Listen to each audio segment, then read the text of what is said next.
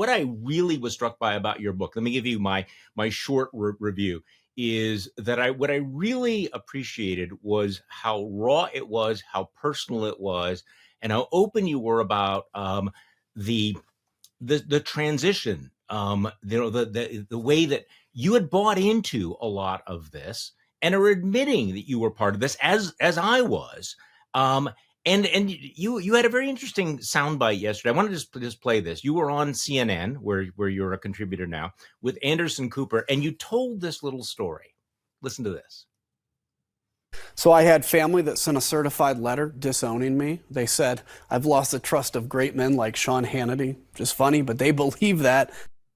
Okay, so talk to me about that, Adam, because I think what a lot of people forget is that people who became renegades in the Republican Party, it wasn't just a political matter, that there was a personal cost, and you had your own, tell me about this, you had your own family send you a certified letter.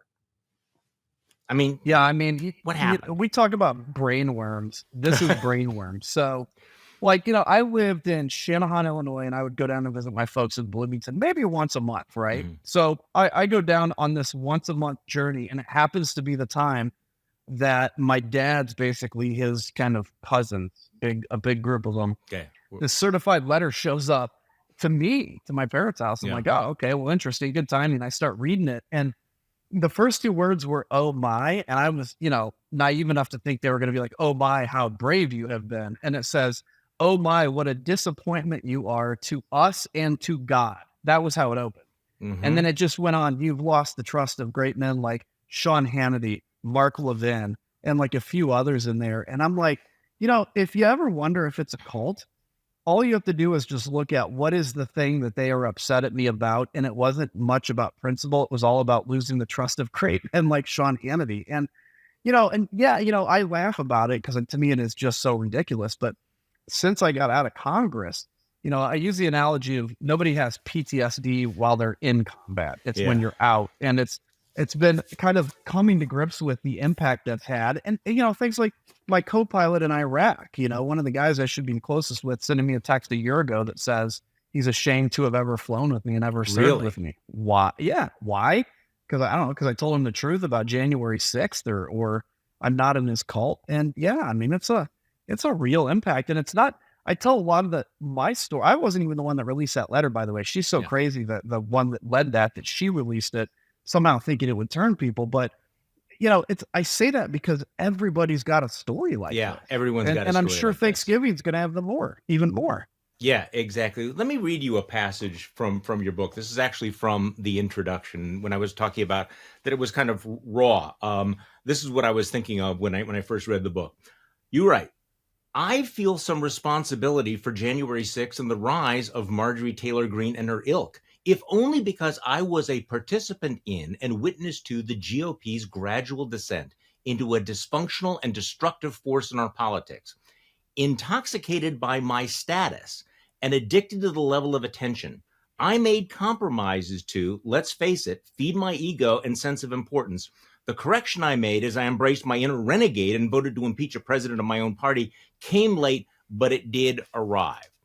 Now, this is one of the things about politics that I think that people that people don't fully understand, which is just the role of status and ego. I mean, I remember years ago reading John Dean's book where he was talking about how, in the Nixon White House, how he, got sucked in. And he tells the story of being on an airplane.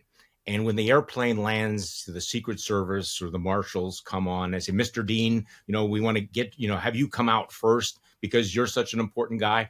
And that goes to your head. So this is part of it, because as people are trying to figure out, why do people make these compromises? So talk to me about that passage, because that's pretty personal, that you actually say, I was part of this and I made these compromises because I wanted to stay important. Yeah, I mean, I think it's essential, because if you look at let's take somebody like Elise Stefanik, okay, yes, who was this paragon of normalcy, this icon of in the ilk of Paul Ryan, and literally she wasn't one of those that took a few years to change. She literally on a dime. It was just like, because what happened with her was, and I think it was the first impeachment or something, she came out in defense of Donald Trump. And I think she legitimately believed her defense, but then she got all kinds of accolades from the people she desperately wanted it from, Right. and realized all of a sudden, oh, I can be famous this way. And she is. I mean, she's arguably considered for vice president. And so, from my experience, it was like, so 2011, I'm on Face the Nation as a freshman. My goodness. I go on Fox News. I was on Greta Van Sustren's show every Monday for, I think, a period of about 6 months to a year. And every time you take your earpiece off, take the mic, shake the hand of the host, and walk out, the first thing you do is pull out your cell phone because it's been buzzing the whole time. And it's all your friends telling you how great you are and how awesome it was to see you. And then the first time you get recognized at the airport and somebody wants to get their picture taken with you, it's all very intoxicating. It's like a drug, right? It's like nicotine. You take a little, you want more. And it's only when you can recognize that and break with it and all of a sudden say that your soul is more important and your legacy is more important than that, can you recognize it. But I think too many people have instead said, my legacy has to be the fame and I can't think of myself without it. So it's a very raw and very human admission, but I think it's one that frankly affects almost anybody in politics, whether they admit it or not. And yet you're more famous now than ever, right? Yeah, kind of unintentionally. Having done unintentionally, having lost members of your family in the respect of God and apparently, but so what was the breaking point for you? You were a conservative Christian who ran because you were inspired by Ronald Reagan. You were very much in that tradition. I mean, you go back to 2011, and you were one of that class of 2010, right? I mean, you were comfortable with the Tea Party. You were comfortable with Christian conservatives. You thought of yourself as being very much part of the mainstream. What was the moment you said, I'm willing to break with that.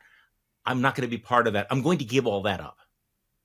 So it was interesting. So throughout kind of the whole, let's say 2011, or I guess 2010, including the campaign to 2016, I was always fighting the fight against what Boehner called the exotics. Like, at the time it was like Steve King and, the few people, but we were generally winning that battle. Right.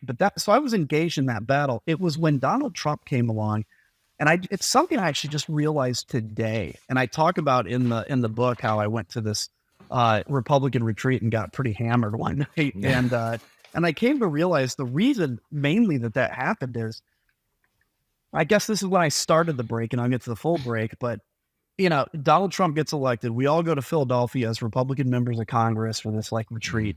And I start seeing my friends and people that I respected that went from a week ago being really concerned with Donald Trump being president to being enthused that he was president. Oh my gosh, this is great. We can do this. Genuinely awesome. Enthused, not just pretending to be enthused. I mean, they internalized it. Okay. Yes, they internalized it, and they came to grips with he's there, and now we can do all this big stuff, and I may have a chance at power.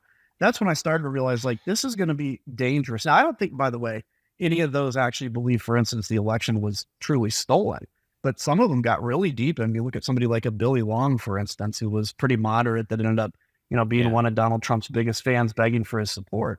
But the official break, I didn't vote for Trump in 16. Right. I voted for him in 20, which is weird. I'm the only person in the country that did that. But the big break obviously was January 6th, or actually it was that election and that night when Donald Trump tweeted something like, "Stop the vote, stop the voting, this is being stolen." And he said that night, frankly, this is being stolen. Because the thing that struck me is I realize how fragile democracies are. Yeah. And the only thing you need for it to survive is just like a basic level of trust in the electoral system. That's it. Everything else you can disagree on. But when you destroy that, it's gone. Yeah, but you knew who Donald Trump was before that, right? So you had voted against him in 2016. You took a lot of shit for that. You voted against the first impeachment. So all along, you knew who Donald Trump was. So talk to me about the compromises you had to make. What was going on in your mind? You're thinking, this guy is a complete disaster, and yet this is my team. Just talk to me Yeah. about that, because you It's say like- you say at one point you had gotten so much crap for voting against him in 2016, you didn't want to go through that again.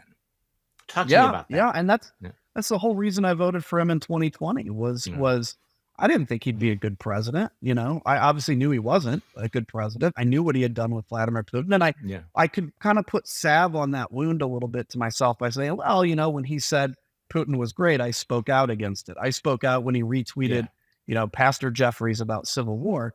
But I have to come to grips with the fact that, speaking out's important, but ultimately I did enable him, you know, to a certain point. And, you know, how do you justify it? Well, again, you look back and say, well, I did speak out against him.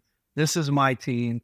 If I do something too big now, I'm not going to win. Somebody worse is going to replace me. You go through all of that stuff. And then ultimately it comes down to, I still wanted to be a U.S. congressman, and I knew what it took. I knew that I had to win a Republican primary in Illinois' 16th district, but there was definitely that point then when it's like, you know, when I got back from Iraq and started to run, I said, if we're going to ask young people to be willing to die for this country, I have to be willing to give my life, you know, for existential things too. And I jokingly said I thought it would be like a vote on Social Security reform, not necessarily democracy.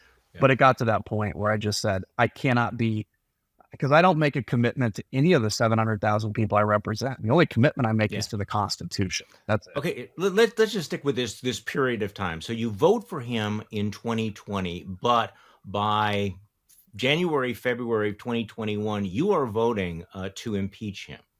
And you were one of 10 Republicans in the House, along with Liz Cheney and others, who voted to impeach him. Did you think that vote was going to cost you your seat? Did you like wake up and you say, okay, I'm gonna strap this on me and I'm gonna blow myself up, or not? What do you think? I guess I didn't fully know yet if it would cost my seat, because I guess I was still optimistic enough to believe that a January 6th would take this guy down, right? I mean, there was a part of me that thought, you know, maybe I'm kind of leading this new Republican Party now, leading the charge against, you know, what we used to be. But I also knew that this was not the safe thing to do. But I knew that this was the thing that was worth it. And, you know, I think I've said with you before, the day before the impeachment vote, I thought we'd hit 25, you know, people like Mike Gallagher, who were, you know, and even, Mike Gallagher from Wisconsin, even Nancy Mace was going to be a yes. And then they started to express to me their concern about reelection. And that's when I knew I was excited to get 10 at that point. So I guess in a way I did know it would cost me, but I certainly had no idea that if you'd have told me, I remember Fred Upton once telling me shortly after that he thought Trump was going to run again. And I thought he was insane. I'm like, there's no way. I mean, come on. You know, this guy did a January 6th.